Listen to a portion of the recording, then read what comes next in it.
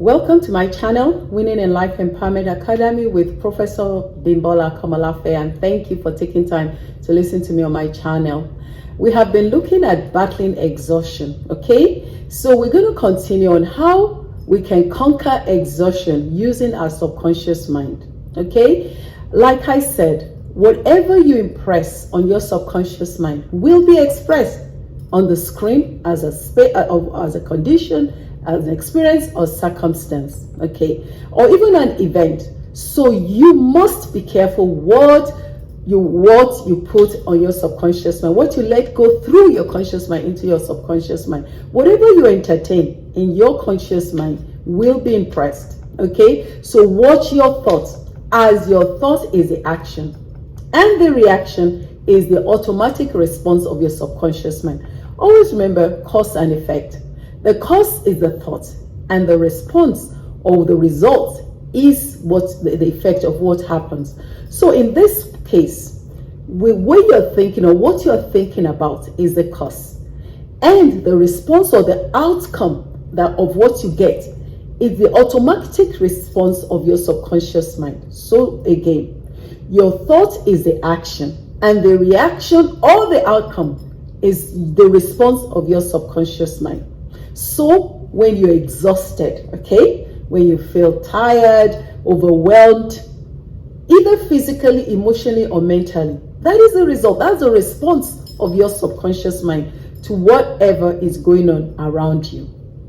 Your thought is received as a pattern of a neuronal firing by your cerebral cortex, which is the frontal part of your cerebral cortex, which is the part of your brain, which is the organ where conscious reasoning takes place. So once your subconscious mind, or what we call the objective mind, accepts this thought completely, it transmits it to the older part of your brain, which is our survival brain, where it manifests as your experience, or some people say it becomes flesh.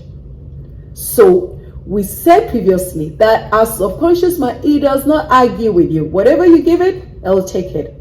It acts only from whatever we give it, and it acts on it. It would go heaven and earth to make sure it accomplishes whatever we give it.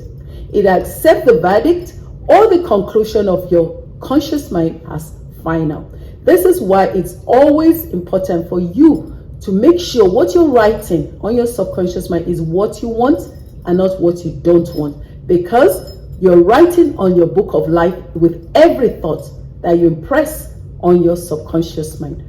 Ralph Waldo Emerson said, man is what he thinks of all day long. So if you sit there every day and you're thinking about negative thoughts, you're writing your book of life. We said earlier on that your subconscious mind is also your spiritual mind, and it's in ally with God. That's the place where the Holy Spirit helps us, and it has boundless and limitless wisdom. So whatever we impress on it, again, I'm repeating myself so you get it. Whatever you're planting on it is going to move heaven and earth to bring it to pass. You must therefore impress the right ideas, constructive thoughts all the time. I know it can be difficult because over 50,000 to 60,000 thoughts come into our mind. But if that's where the dedication, practice comes in, and persistence comes in. So in the example I gave earlier in one of my clips about a co-worker that's making this unfriendly remark at the meeting or at work to prevent, you have to catch yourself when people make unreasonable remarks, because you either choose to accept it and it will harm you, or to let it go and change it to something constructive or positive. Like I tell myself sometimes, if they know better, they will do better, and you let it go. Or you think about something nice, something you enjoy doing, realizing that if you dwell on this negative thought, you will harm yourself, not the other person. So no matter what, you have to train yourself to release it. Because if you impress this negative thoughts, the negativity thoughts into your subconscious mind, guess what? It's going to come out as a condition and a circumstance and an event. And it's going to, like you always know, it's going to ruin the day for you. The reason there's so much chaos and misery in the world today is because so many people do not understand these interactions, they do not realize that their thought is the action, and the response or whatever happens during the day to them is the response of their subconscious mind to what they've been thinking about all day. So you always remember that your mind, when your subconscious mind and your conscious mind are in accord, they can help you. Okay, they can help you with, you'll be in health, happiness, peace, and joy. So there is no sickness. But when they're in discord, when the conscious mind is angry and is putting on this stuff on the subconscious mind, then you're going to have problems. So when you have negative, destructive, vicious thoughts, and they're going to generate destructive emotions. Okay, and when they continually release these destructive emotions, and like I said, the hormones, the stress hormones come out, and they cause lots of diseases like ulcers, heart problems, tension, anxiety, depression, and all the negativity. Okay, the way you feel about yourself now, you have to remember that your vitality, your body, your financial condition, and the friend and your social status right now represent a perfect reflection of the idea of yourself, of the things that you've been sowing in your life. You're sowing on your subconscious mind. So the real meaning of what is impressed on your subconscious mind is what is expressed, is exactly what you see as the condition or circumstances. For example, if somebody thinks of negativity all day long, how are they going to be happy?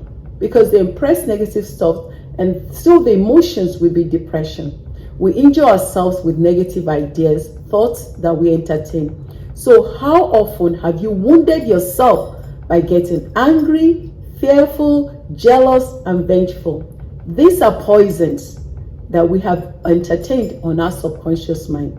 So remember, you were not born with negative attitudes. You fed your subconscious mind, and you continue to feed your subconscious mind these negative patterns.